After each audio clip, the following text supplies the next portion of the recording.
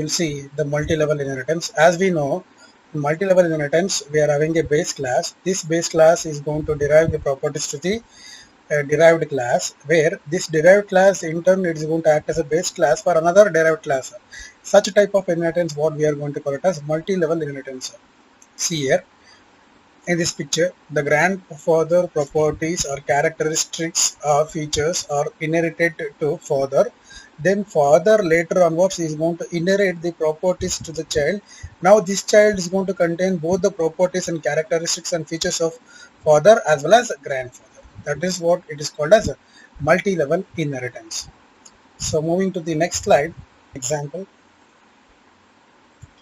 So in this example, we will see the multi-level inheritance through programming. Let us consider a class called student. So it is having a one protected data member, that is roll number, which is of type integer. Now for this we are having a two member functions. One is get number, another one is put number. That means whatever the protected data member roll number will be accessed through by using the get number, and that will be displayed through by using the put number. So as you know how to write the member functions outside the class. Return type is void, name of the class is student, scope resolution operator, get number, int a. So here we are passing one argument, that is a. So roll number is equal to a. We have assigned the value whatever that is a, that will be assigned to the roll number, that is protected data member of the class student. Now similarly void student put number, just we are displaying the roll number here, that's it. Now in the class test, it is a public derivation. What type of derivation it is? Public derivation. We are deriving the properties from the base class student. Now it is having a protected data members, that is subject 1, subject 2. Both were of type float. Now in public section we will have two member functions. One is get marks, float comma float, number of arguments are 2 here, and void put marks. That means we are just displaying the contents of the marks to the user. So as you know how to write the member functions outside the class, void test scope resolution operator, get marks, float x comma float y. Subject 1 is equal to x, subject 2 is equal to y. Now we have passed the x to subject 1 and y to subject 2. Similarly in next function, that is put marks, void test scope resolution operator, put marks, see out marks, subject 1, see out the marks of subject 2. So that will be displayed here. Now we will come across the another class called as a result. Class result, what type of derivation it is? It is a public derivation, and from which we are deriving, it is a test. Now see, class student is a base class. Class test is which is deriving the properties from the student. Now in turn this test is going to behave as a the intermediate base class for the result. So here we applied the multi-level inheritance. Now class, okay.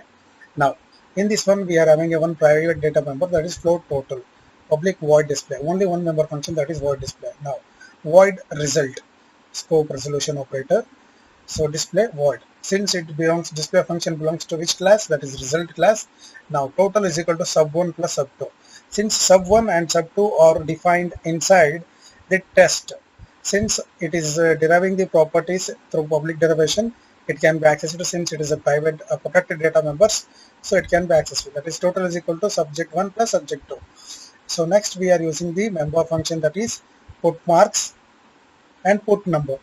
So we are calling the put number, that means roll number, whatever we are accessing the roll number now, that will be displayed through by using the put number, and put marks, see out total. So here we are calculating the total, we are displaying the content of the total here through by using the cout statement. Now so after writing all the three classes, so now we have to write the main function. Now kindly see, we have written three classes here. One is class student, another is class test. Here test is a class which is going to derive the properties from the student base class through put 1. Student 1 is the object of the class result. Now student 1 dot get number. So here we are calling this get number function, since this get number function is. So next we will see the hybrid inheritance. So hybrid inheritance is a combination of multiple inheritance and multi-level inheritance. So we will see through by using a program how it can be incorporated in the program. So now class student. it is going to have one protected data member that is called as int roll number. In public section, we are having two member functions. One is void get number, another one is void put number. So this void get number is going to get the value for the roll number, and void put number is going to display the content of the roll number to the user. That's it. That is the concept of class student. So it is going to contain only one protected data member and two member functions which are defined inside the public section of the class. One is get number, another one is put number. So now class test colon public student. So here the type of derivation is public. We are going to derive from the base class that is student. Now in this class test, it is going to have the protected data members as part 1 and part 2, which are of both of type integer. Now in public section, we are going to have two member functions. One is get marks, another one is put marks. So inside this get marks, we are going to pass two arguments. It is float x comma float y. Why? Because the part 1 and part 2 both are float. So we have to pass the floating point values. That is why x comma y. Here the x will be assigned to part 1, whereas the value of y will be assigned to part 2. So now in void put marks, we are just displaying the marks of part 1 and part 2. That's it. That is all about the test. We'll see the class sports. Class sports is going to have a one protected data member called as a score. So it is of type float. Now in public section, we are going to have get score and put score. So two member functions. One is get score, and it is going to take the one argument that is float s. We are assigning the value of s to the protected data member that is score here. That's it. Now in put score, we are just displaying the content of the score to the user. That is all about the sports class. Now in class result, it is a derived class which is being derived from the test class as well as a sports class. So both the type of derivation here, it is public. So now inside the class, it is going to contain one private data member that is called as total. In public section, it is going to have one function called as display void function. What the display function will do? Return type of the function void. Name of the class is result, followed with the scope resolution operator, then followed with the function name that is display. Number of arguments is new, that is void. Then total is equal to part 1 plus part 2 plus score. So that means we are adding the score subject 1 plus subject 2 plus weightage of the sports score, also added to determine the internal marks of a particular student. So that is why we are adding part 1 plus part 2 plus score. Here part 1 plus part 2 means these are actually act as a subjects. Now put number, put marks, put score. So we are going to use the member functions which is defined inside this class student, that is put number. This function will be called here. Similarly the put marks, this particular function number will be called here. Similarly the score function will be called here. All the three functions will be scored. Along with that, the calculated value of the total will also be displayed to the user. That's it. That is all about the display function. Now we have to call all these functions inside the main. We have to call the main function. Inside the main function, before calling any member functions, we should be able to create an object called as student underscore 1. This is an object which is defined, which is of the class type result. So we have created the object of this particular class. By using this object, we are going to call all the member functions which are defined inside the class. So first see student underscore 1 dot get number. So we are going to call this particular number. It is going to take one number of argument, that is 1 2 3 4. 1 2 3 4 is the argument that we are passed. Now the roll number will be 1 2 3 4.